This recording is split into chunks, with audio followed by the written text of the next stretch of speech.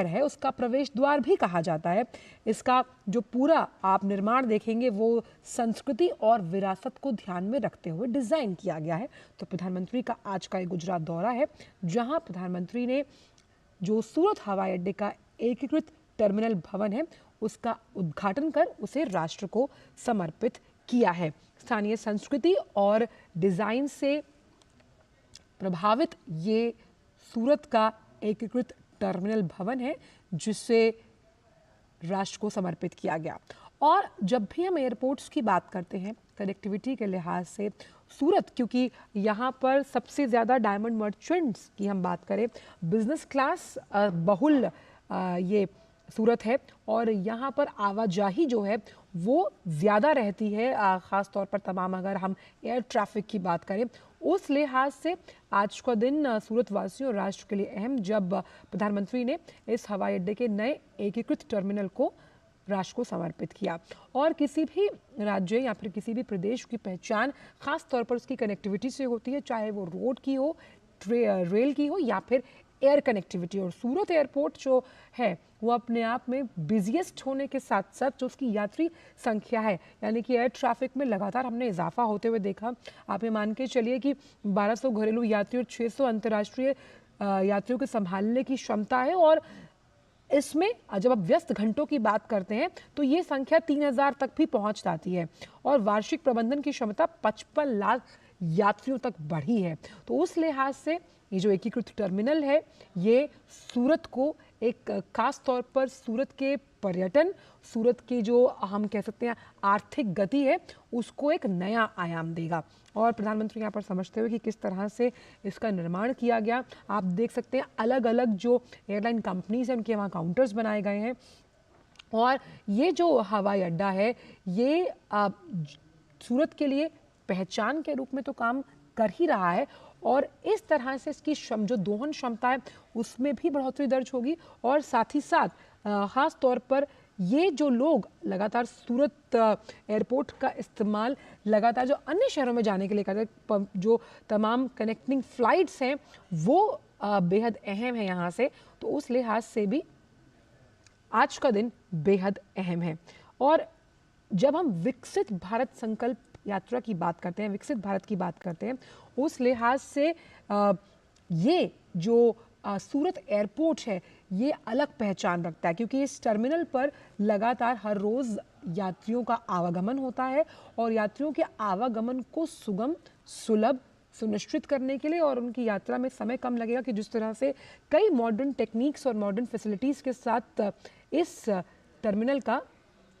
जो उद्घाटन किया गया है। और सूरत को हमेशा से डायमंड सिटी के नाम से जाना जाता है, ड्रीम सिटी मानी जाती है डायमंड सिटी के रूप में, क्योंकि यहाँ पर बिजनेस के लिहाज से, पर्यटन के लिहाज से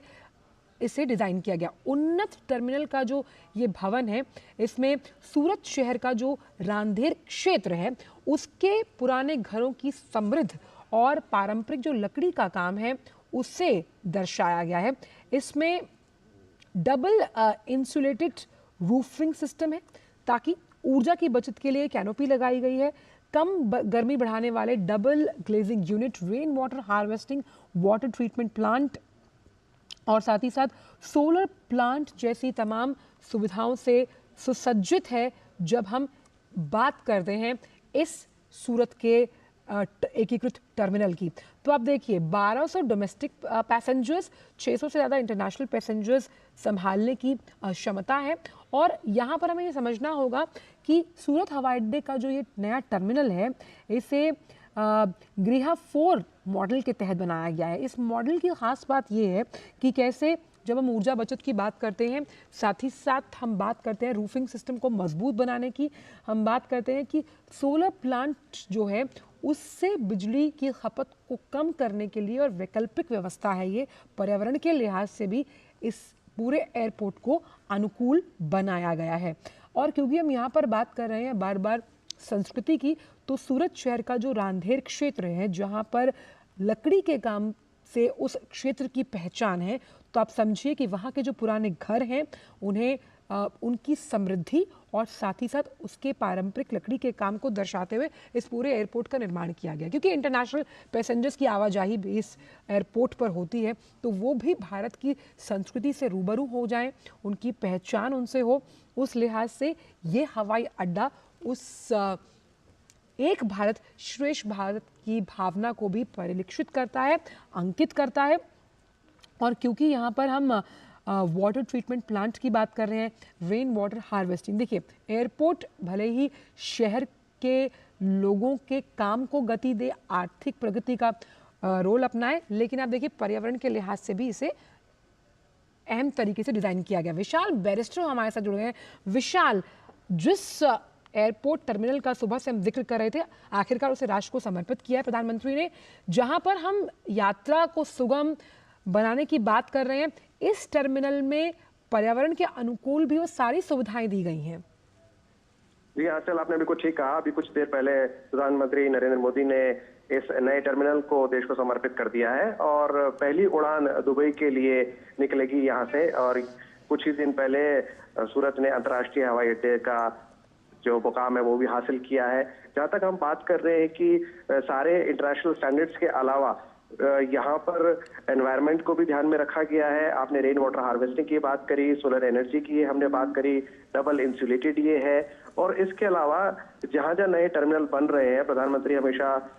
वोकल फॉर लोकल रहे हैं और लोकल टू ग्लोबल की बात वो करते रहे हैं। तो यहाँ के जो फसाड्स हैं वो यहाँ पर सूरत का जो इलाका है रांदेर, उस पर बने हुए हैं। यहाँ का जो रांदेर इलाका है उसके जो ट्रेडिशनल क्राफ्ट्समैन हैं वो बड़े स्टाइलिश जो थे वो लकड़ी के घर बनाते थे और उसका फसाड का लुक यहाँ पर दिया गया है, ताकि जब यहाँ पर डोमेस्टिक और इंटरनेशनल पैसेंजर्स आए तो वो यहाँ की जो रिच वुड वर्क है वो उसका उनको देखने को मिले। और इसके अलावा जो यहाँ पर ट्रेडिशनल क्राफ्ट है और मॉडर्न डायमंड पॉलिशिंग जो यहाँ पर होती है, क्योंकि सूरत को डायमंड और टेक्सटाइल सिटी भी कहा जाता है, तो उसकी भी झलक यहाँ पर एयरपोर्ट पे देखने को मिलेगी। और 4 जो फ्लोर्स हैं टर्मिनल के, उनको अलग अलग तरीके से सजाया गया है और कहीं पर आपको हीरे की चमक दिखेगी, कहीं पर आपको टेक्सटाइल का ताना बाना देखने को मिलेगा, कहीं पर आपको लोकल फोक आर्ट देखने को मिलेगा। तो ये तमाम चीजें इसलिए की जा रही हैं ताकि जो हमारा नया एयरपोर्ट बने, नए टर्मिनल बने, जो फॉरेन पैसेंजर्स आए वो आके यहाँ की कलाकृतियों को देखें और उससे हमारा जो टूरिज्म के साथ इकोनॉमी जो जुड़ती है उसको भी बढ़ावा मिले। आंचल, साथ ही क्योंकि विशाल हम यहाँ पर इस एयरपोर्ट का जब जिक्र कर रहे हैं, इस टर्मिनल में तमाम उन वैकल्पिक व्यवस्थाओं को भी शामिल किया गया, जैसे कि हम सोलर पावर प्लांट की बात कर रहे हैं, वाटर ट्रीटमेंट प्लांट है, यानी कि आर्थिक प्रगति तो हमारे दिमाग में है ही, प्रधानमंत्री और तमाम जिस तरह से वो फैसले लेते हैं, साथ ही साथ पर्यावरण को नुकसान ना हो, जिसके लिए भारत को लगातार एक फैसिलिटेटर के रूप में देखा गया है। जी बिल्कुल ठीक कहा आपने। और जैसे अभी हम बात कर रहे थे कोप की जो हुआ है दुबई के अंदर, और उससे पहले भारत पेरिस उसका कन्वेंशन सिग्नेटरी भी है। और हालांकि ज्यादातर जो जिम्मेदारी थी, ज्यादातर नुकसान जो किया है, विशाल आपको रोकना चाहूंगी यहाँ पर, प्रधानमंत्री का रोड शो है वो शुरू हो गया है और इस